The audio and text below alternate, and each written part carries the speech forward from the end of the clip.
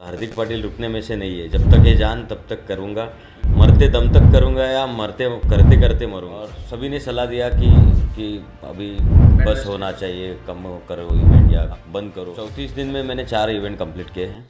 एक ऐसा व्यक्ति जो अपने काम के लिए पागल हो चुका है, जो पागल हो चुका है भारत के राष्ट्रीय ध्वज को लहराने के लिए भारत के बाहर अनेक देशों में, जो लगातार 34 दिन बाहर रहता है देश के, और उसके बाद उन देशों में जाकर तिरंगा फहरा कर ही आता है, और उसके बाद भी उसका जिद अभी कम नहीं हुआ, उसका पागलपन अभी कम नहीं हुआ। 34 दिनों में 2 हाफ आयरन मैन, एक फुल आयरन मैन और एक फुल मैराथन कंप्लीट करके आने वाला हार्दिक पाटिल।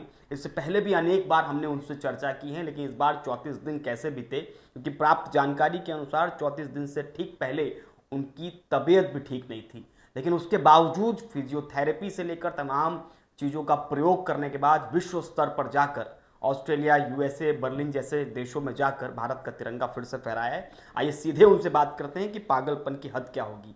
हार्दिक जी, मानेंगे नहीं, ये तो मानते हैं हम लोग, लेकिन अब 34 दिन में ये 4 प्रमुख इवेंट कंप्लीट करना कैसा रहा दिन? क्योंकि जो जानकारी हमारे पास है कि उससे पहले आपको काफ़ी दिक्कतें थी, इंजरीज भी हो चुकी थी, और 34 दिन पहले आपको लगातार मुंबई की तरफ फिजियोथेरेपी और तमाम तरह के ट्रीटमेंट भी लेने पड़ रहे थे। तो 34 दिन कैसे बीते और पागलपन का हद क्या रहा?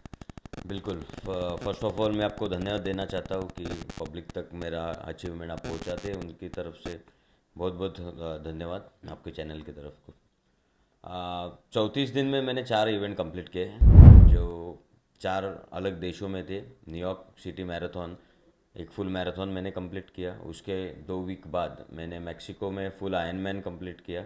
उसके और 2 वीक बाद ऑस्ट्रेलिया में फुल आयरनमैन कंप्लीट किया, और उसके 4 दिन बाद बहरीन में हाफ आयरनमैन कंप्लीट किया। सो वैसे 4 इवेंट बैक टू बैक मैंने कंप्लीट किए।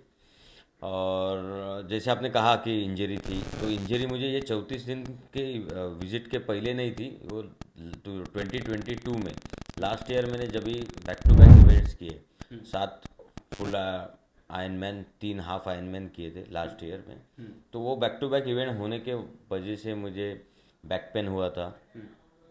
बोथ नीज मुझे मेरे डैमेज हो चुके थे because of back to back event, और डैमेज हो चुके थे। सो आईटी बैंड का इशू जो रनर्स नी कहते हैं वो चालू हो गया था।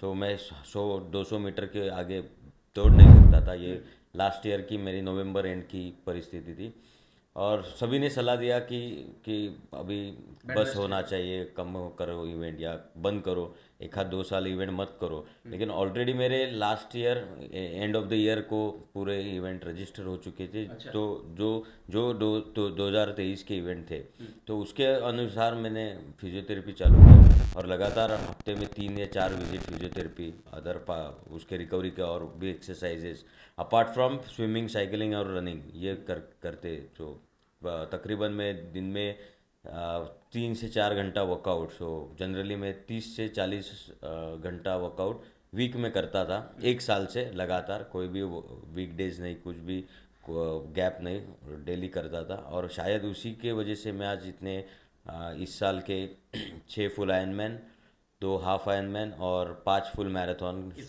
इस वर्ष इवेंट इंजरी होने के बावजूद भी बहुत अच्छे रिकॉर्ड टाइमिंग में कंप्लीट कर सका। मतलब वो मेरे सबसे फास्टेस्ट इवेंट थे। यहाँ सवाल ये है कि ये जिद और पागलपन आखिर क्यों, इतना क्यों पागलपन है कि हर बार, कई बार तो आपको देखा जाए, पीछे आपका इतिहास देखे तो कई बार आपको जटिल दुर्घटनाओं से भी गुजरना पड़ा, कई सारी विसंगतियाँ आपके जीवन में आती रही, आरोप प्रत्यारोप, बहुत सारी चीज़ें, लेकिन उसके बावजूद ये पागलपन कब कम होगा और ये कब रुकेगा?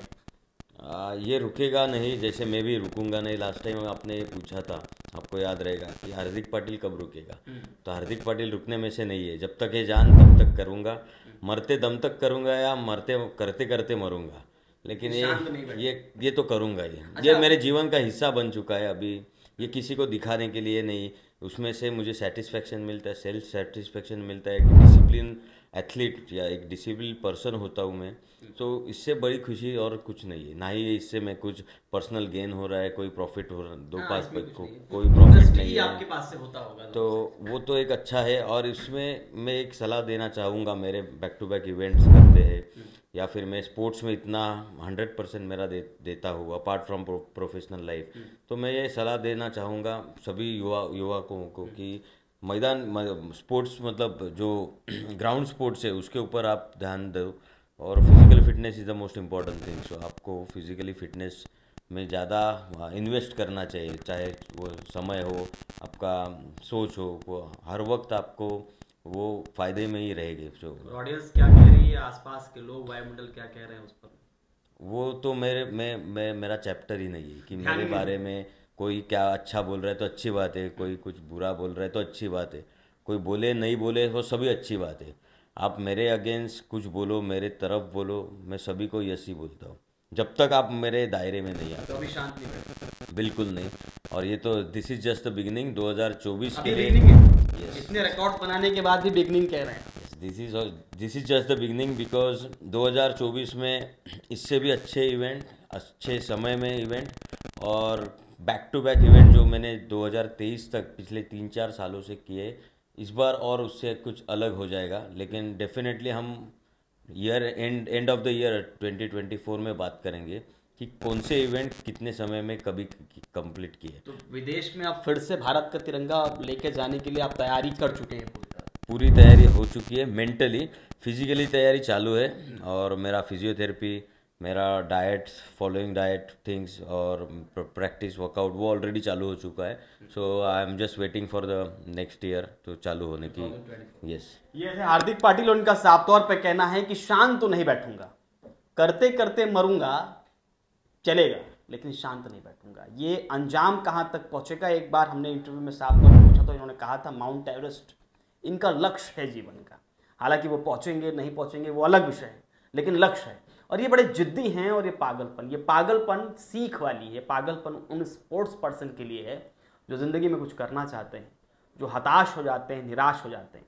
कभी कभार वो सोचते हैं कि मैं फाइनेंशियल वीक हूँ या फिजिकल वीक हूँ या मेंटली वीक हूँ, तब वो कई बार कदम पीछे लेते हैं। लेकिन हार्दिक पाटिल इसके लिए उदाहरण पेश करते हैं। अब देखना ये होगा कि आने वाले समय में हार्दिक पाटिल और क्या कुछ आयाम छूते हैं और भारत का तिरंगा विदेशों तक और देश में ही कितना और ऊंचा करते हैं। आज के लिए धन्यवाद।